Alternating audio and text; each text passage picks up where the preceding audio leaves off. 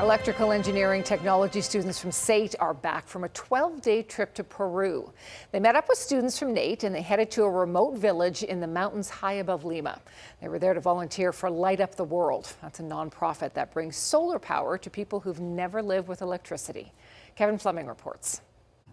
It took 4 days to get from Calgary to Lima, Peru, then a remote mountain village.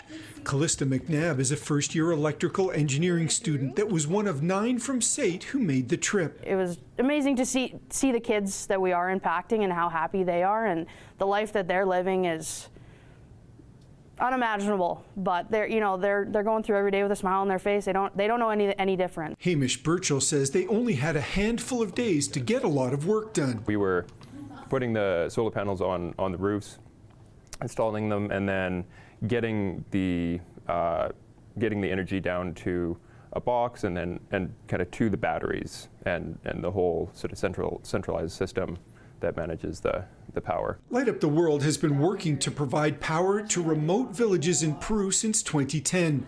This was instructor Sashi Prasad's 3rd trip. We find a village that's been left out by society, so to speak. So government typically give electricity to people who are on the fringes of a large developed area.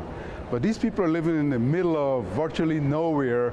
There's no services there. Once the K-12 school was wired, the team turned one of the 40 rooms into a lab with 10 laptops and high-speed internet for the 124 students to share. People know what electricity is and what internet is, but they just don't have access to it. So giving schools and clinics access to those things is right where they live is kind of a crazy thing for them. The students can monitor the system remotely from their SAIT lab to see just how much power the solar panels are generating and how much electricity everyone at the school 7,800 kilometers away is using.